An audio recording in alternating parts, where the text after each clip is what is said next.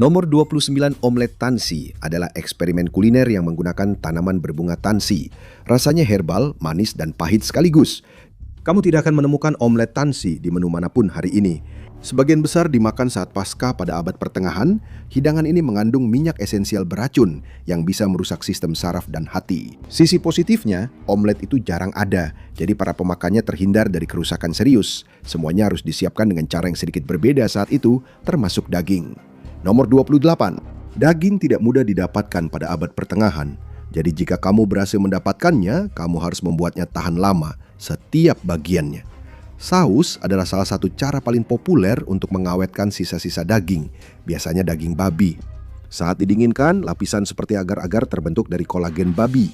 Dan percaya atau tidak, makanan ini masih dimakan sampai sekarang. Saus babi adalah hidangan yang aneh. Biasanya berisi potongan lidah, telinga, dan lemak bersama dengan daging. Saat ini hidangan ini sering disebut hep cheese dan rasanya memang perlu dibiasakan. Tapi jika kamu tidak masalah dengan tekstur kenyal yang aneh bercampur dengan dagingmu, belum lagi agar-agar yang asin dan asam, hidangan ini masih menjadi favorit bagi para penggemar daging olahan. Nenek moyang petanimu pasti akan setuju, dan terkadang semuanya tergantung pada apa yang bisa kamu tangkap. Nomor 27. Berburu mungkin dilarang bagi kelas petani dalam sebagian besar keadaan. Meskipun biasanya itu hanya berlaku untuk hewan buruan tradisional, tapi burung merpati liar tetap ada di menu. Resep pai merpati itu sederhana. Tangkap burung merpati dengan jaring, potong kepalanya, dan buang bulunya. Selanjutnya, buat kulit pai sederhana dan masak mereka dengan apapun yang kamu punya. Dan mungkin rasanya lebih enak daripada kedengarannya.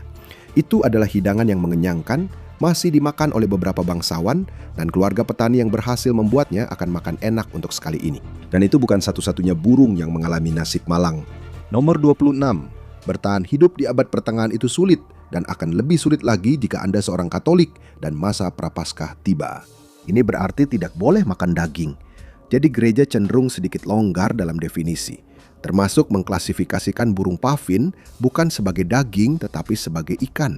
Ini biasanya hanya bisa didapatkan oleh orang kaya yang bisa mengimpornya, atau oleh petani miskin yang tinggal di sepanjang pantai di utara, di mana mereka bisa mencoba menangkapnya. Dan itu adalah makanan yang enak jika Anda bisa mendapatkannya.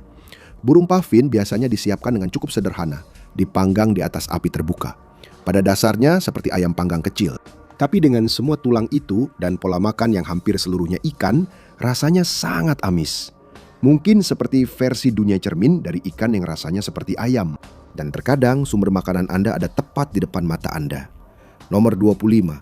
Ketika Anda mendapatkan daging, Anda tidak membuang-buang sedikit pun. Dan itu termasuk kaki babi. Potongan daging sisa ini biasanya dibersihkan dengan baik, lalu direbus dalam waktu lama sebelum disajikan. Pengalamannya cukup mengenyangkan, meskipun agak membuat tidak nyaman. Kaki babi memiliki sedikit daging, banyak tulang rawan dan kulit, serta banyak kolagen yang akan membentuk jeli kental begitu panci didinginkan. Makan kaki babi adalah pengalaman makan yang sangat mengandalkan tangan, di mana para petani yang lapar mengisap tulangnya untuk mendapatkan setiap nutrisi yang ada. Saat ini, potongan ini masih digunakan dalam masakan selatan dan mungkin cocok dipadukan dengan hidangan berikutnya. Nomor 24. Sebuah panci makanan yang basi bisa berarti lebih dari sekedar hidangan yang rusak. Itu bisa berarti kematian jika itu adalah sebagian besar persediaan makanan. Jadi, metode pengawetan sangat penting, termasuk pengawetan dengan cuka atau air garam. Kubis adalah salah satu sayuran termurah dan paling tahan banting dan cocok dipadukan dengan cuka atau air garam untuk membuat apa yang sering dikenal sebagai sauerkraut. Tapi di sini, itu tidak dipakai sebagai topping. Sudah biasa memasak sepanci besar kubis fermentasi yang dicampur dengan daging apapun yang tersedia, lalu disajikan sebagai semur. Rasanya mungkin sangat asam, tapi hidangan ini mengenyangkan dan bisa bertahan untuk beberapa porsi. Saat ini kita tahu makanan fermentasi menawarkan manfaat kesehatan yang nyata, mendukung kesehatan usus dan meningkatkan sistem kekebalan tubuh. Dan kamu juga bisa menemukan probiotik sehat itu dalam minumanmu.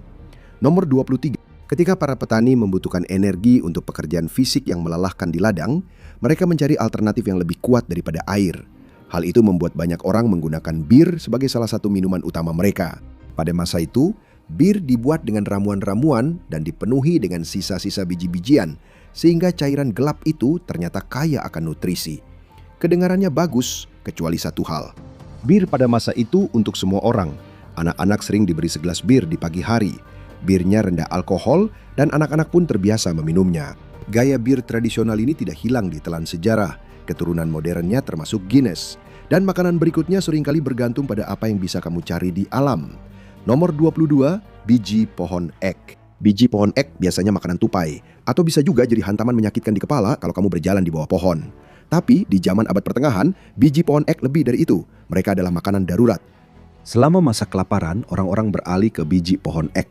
Mudah dikumpulkan dari tanah, biji ini bisa dipecahkan dengan usaha minimal.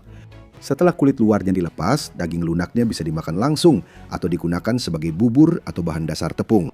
Jika kamu tahu cara menyiapkannya, daging biji ek yang dimasak aman untuk dimakan, tapi rasanya sangat pahit karena kandungan tanin di dalamnya. Merebusnya lalu memanggang dagingnya bisa menjadi makanan yang layak untuk seorang petani yang sedang kesulitan. Dan terkadang bahkan hal-hal yang paling sederhana dan menjengkelkan pun bisa menjadi penyelamat hidup. Nomor 21.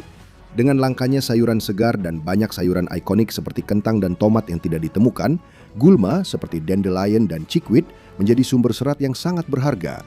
Dan jika kamu mengolahnya dengan benar, kamu mungkin bahkan tidak sadar apa yang sedang kamu makan. Seluruh tanaman dandelion kecuali batangnya bisa dimakan, meskipun rasanya sangat pahit. Namun rasa pahitnya akan hilang saat direbus, sehingga tanaman ini menjadi sumber sayuran hijau yang baik. Dandelion kaya akan kalsium, zat besi, dan vitamin. Orang-orang pada masa itu tidak tahu tentang hal itu. Tetapi sayuran berdaun ini membuat mereka tetap sehat dan kuat. Sekarang ada pilihan yang lebih baik. Namun beberapa penggemar makanan alami masih mencari sayuran liar. Nomor 20. Jika Anda cukup beruntung mendapatkan seekor babi, Anda tidak akan menyia-nyiakan apapun, termasuk darahnya. Black pudding, yang lebih dikenal sebagai sosis darah, adalah salah satu makanan rakyat tertua.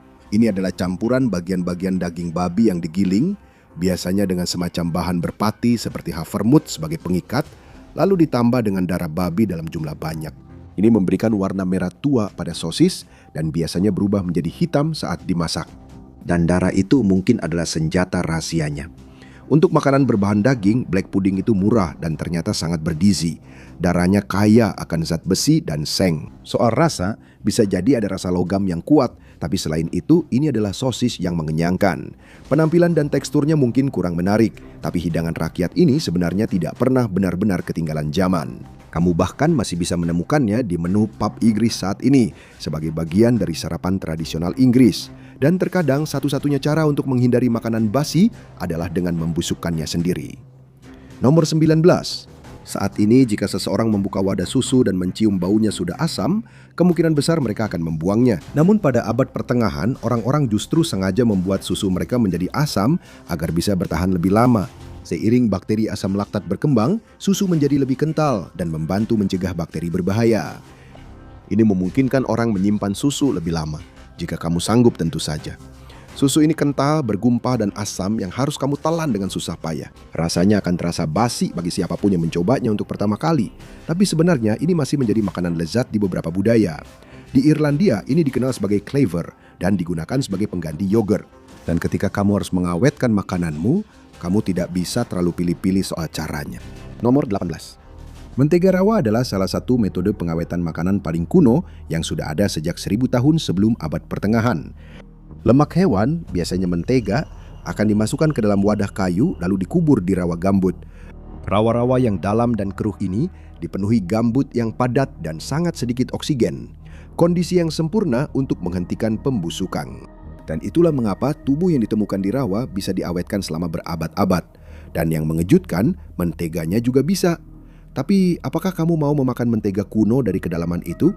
Mentega yang disimpan dengan cara ini untuk waktu yang lebih singkat kemungkinan masih bisa dimakan dan rasanya normal setelah kamu mengikis lumpur rawa yang menempel di permukaannya. Namun mentega rawa kuno telah diuji di zaman modern.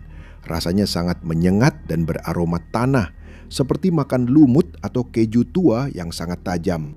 Tentu saja, jika kamu mencoba mentega berusia 1000 tahun, kamu benar-benar sangat percaya pada keamanan pangan zaman kuno.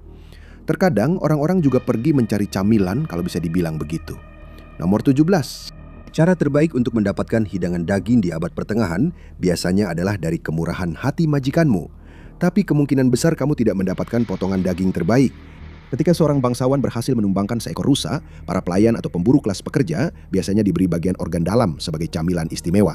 Bagian-bagian ini dipanggang menjadi hidangan yang disebut pai umbel, yaitu pai gurih yang seluruhnya terbuat dari jeroan rusa. Pada masa itu, ini adalah makanan langka yang istimewa. Orang-orang tidak bisa terlalu pilih-pilih saat itu. Pai ini biasanya berisi jeroan yang dimasak dalam semur kental bersama sayuran dan bumbu apapun yang tersedia. Jika kamu tidak terlalu memikirkan apa saja isinya, kemungkinan besar itu akan menjadi hidangan yang lezat.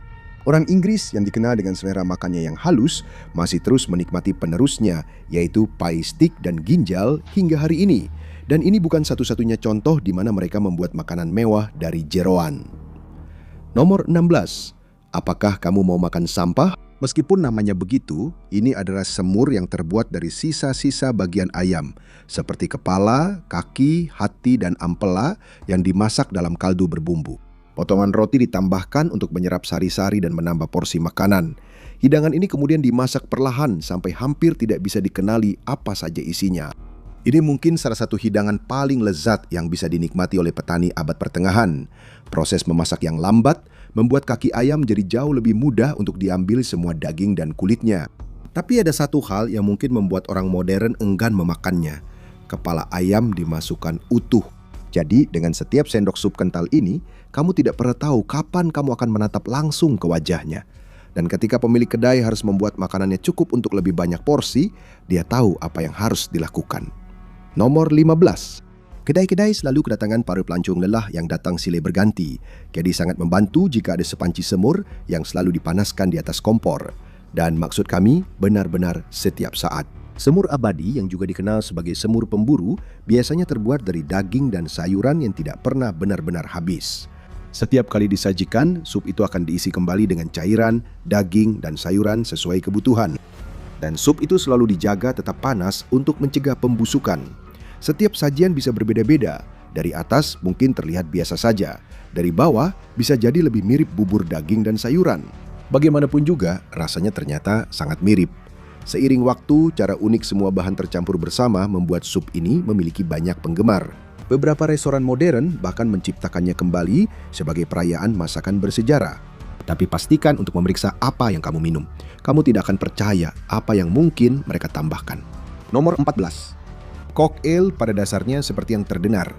Itu adalah minuman sederhana tapi bikin ngeri. Kamu membuat bir ale standar lalu menambahkannya ke dalam kantong yang berisi ayam yang sudah dimasak sebagian dan sudah dikeluarkan isi perutnya. Beberapa buah dan rempah-rempah juga ditambahkan.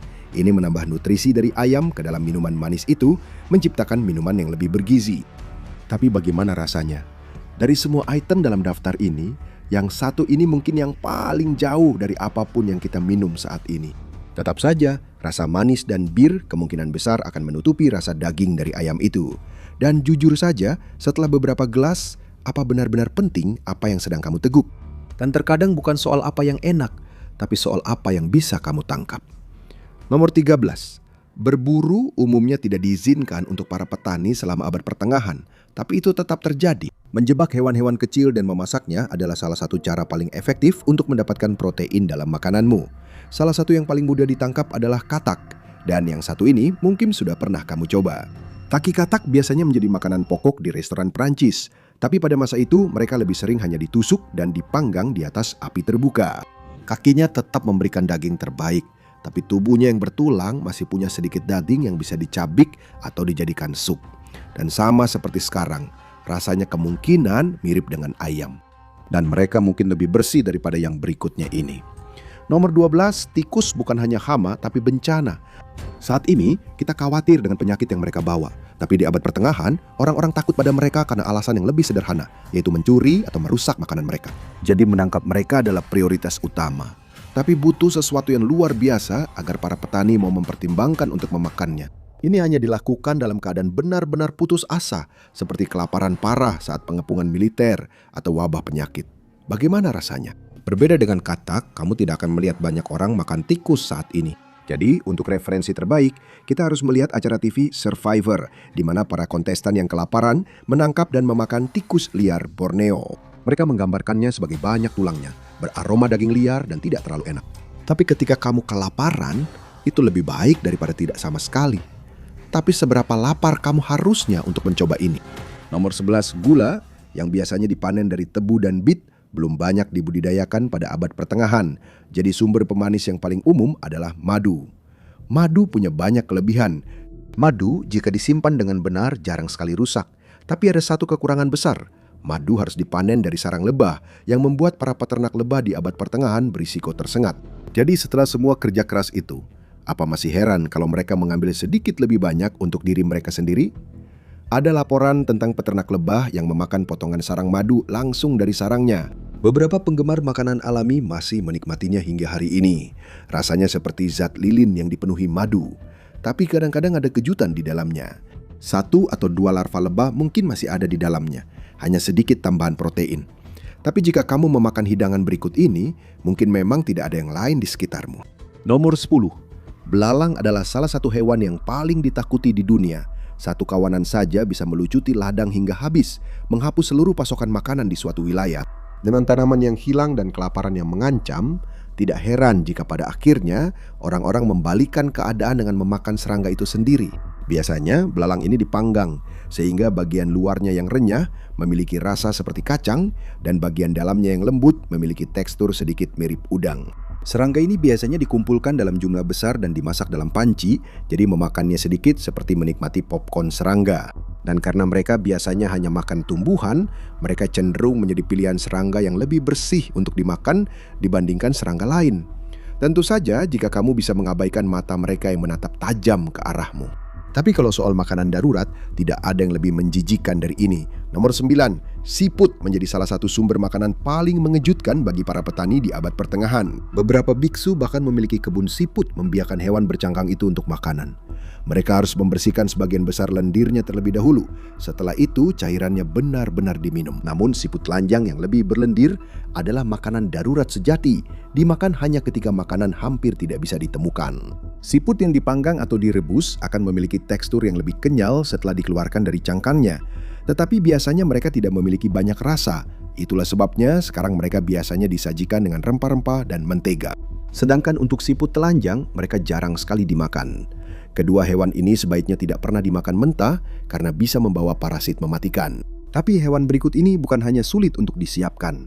Nomor 8, hampir semua mamalia kecil bisa dimakan pada abad pertengahan. Namun, landak memiliki tantangan tersendiri. Untuk menyiapkannya, hewan berduri ini dicelupkan ke dalam air panas agar keluar dari posisi melingkar sebagai pertahanan diri. Setelah terbuka, mereka dibelah, dibersihkan, dan dipanggang. Beberapa orang yang pernah memakan daging landak saat ini menggambarkannya sebagai daging yang ringan, mirip dengan kelinci atau babi. Namun bagi kebanyakan orang, mungkin usaha itu tidak sebanding dengan hasilnya. Dan ini bukan satu-satunya makanan yang justru bisa menyakitimu. Nomor 7. Kelaparan membuat orang mencoba hal-hal yang tidak biasa, yang mungkin menjadi satu-satunya alasan seseorang mencoba tanaman yang dipenuhi serat-serat kecil yang menyengat. Gulma jelatang adalah tanaman pengganggu yang umum dan sulit dihilangkan. Tetapi merebus daunnya akan memecah zat kimia penyengat dan menetralkan rambut-rambut kecil yang menyuntikkannya, sehingga aman untuk dimakan. Mirip dengan bayam, tanaman ini merupakan sumber nutrisi yang sangat berharga dari sayuran berdaun hijau dan biasa digunakan dalam sup serta semur. Namun sekarang, orang-orang menemukan kegunaan lain untuk tanaman ini. Di Britania Raya, para pemakan kompetitif berlomba-lomba untuk melihat seberapa banyak tanaman menyakitkan ini yang bisa mereka makan. Kelaparan menyebabkan tindakan-tindakan nekat, dan kamu tidak pernah tahu apa yang akan kamu temukan di makananmu.